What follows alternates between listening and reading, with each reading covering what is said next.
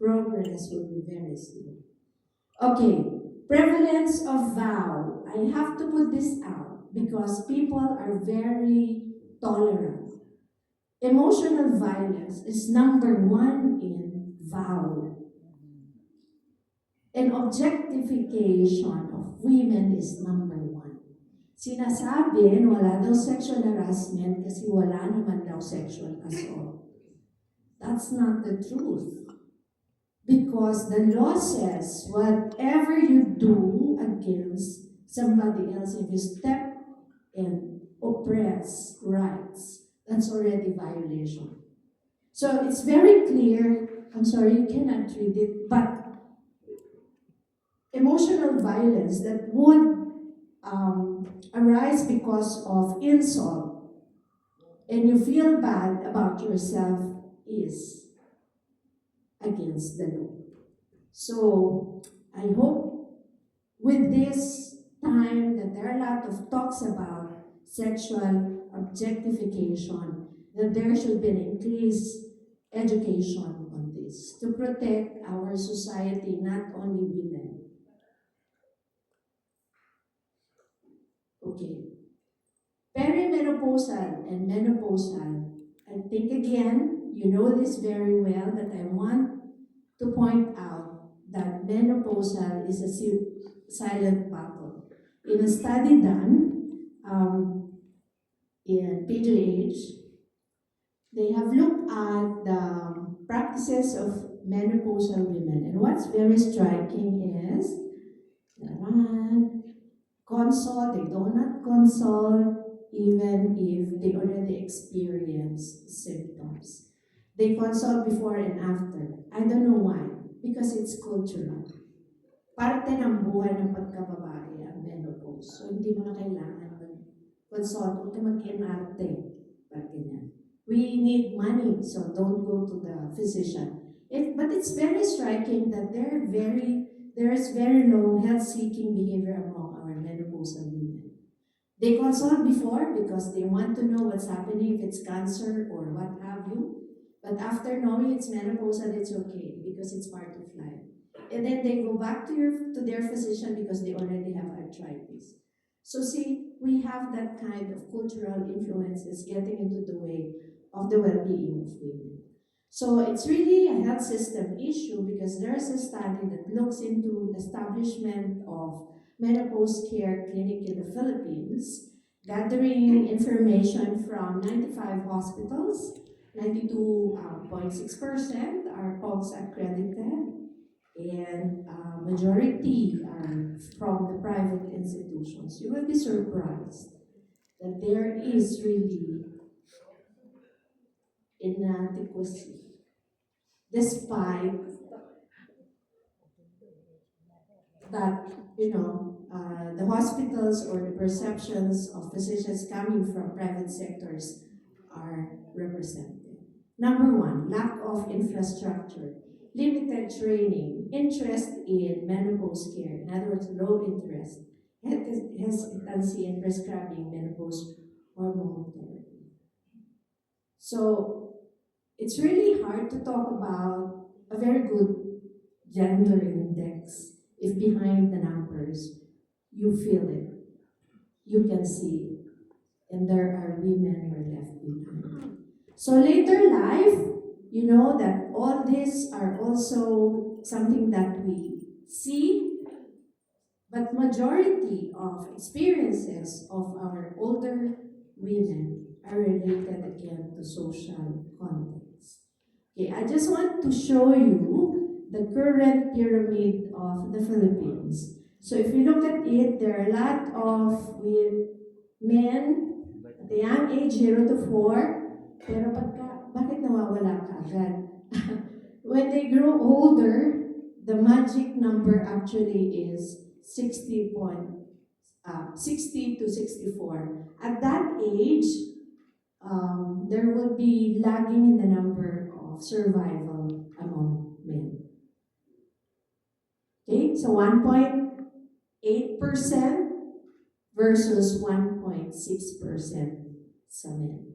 So nagsisimula na pala. So I think we should understand this as well. so that our men's health would be improved. Okay, and there are more women at the age of 85 to 99. So, parang if you look at it, parang 0.0%, while women point. So it's very nil sa men, but for women it's around 0.1%. Okay, so in other words, our women are comprising majority of older individuals in this country. So what is appalling actually is the coverage of social security for women, older women.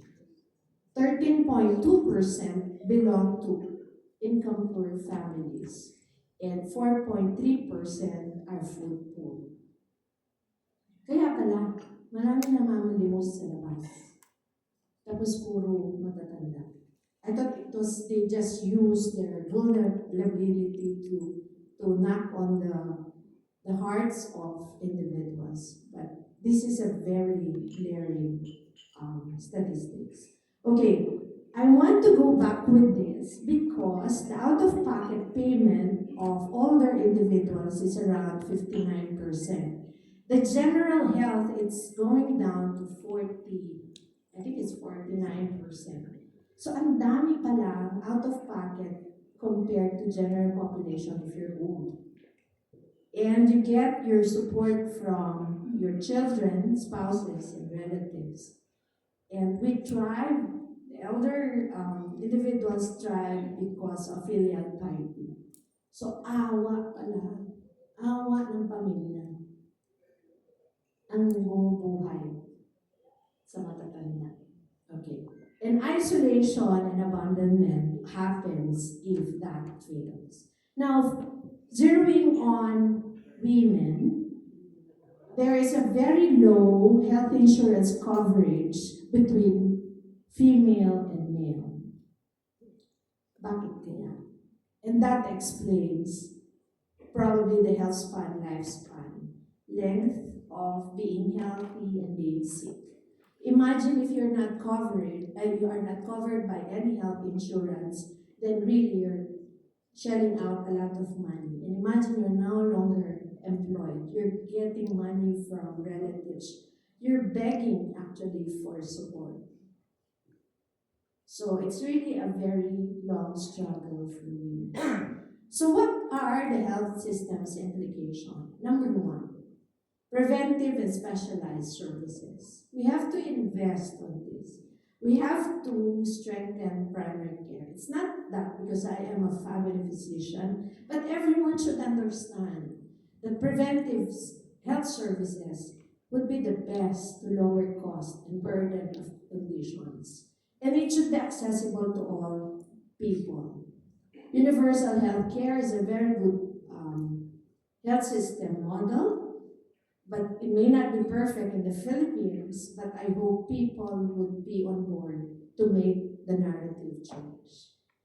Let us not make, wag muna sa media, let us not make our politics dictate the quality of health services or where our investment should be. It should be us, the health sector. It should be us, physicians, healthcare providers, to lobby for our patients. Integration of services to break silos and fragmentation. Yes, to each his own pa rin. May specialization, sometimes we don't talk. And sometimes if there are errors, we don't correct errors. We rather bash. We rather say, oh, bakit siya ganyan? Okay. Address violence and vulnerabilities, unequal power of relationships between men and women. It has been there. We have to address it. We're improving. We keep on doing it. We keep on talking about it. We have to correct wrong narratives. And exclusive focus on women reproductive roles. We have to look at expansion of women role in the society, not only for bearing children. Potential or actual experience of physical, sexual, and emotional violence. So harassment is in our forefront, we have to address it. Gender responsive care. Yes, we are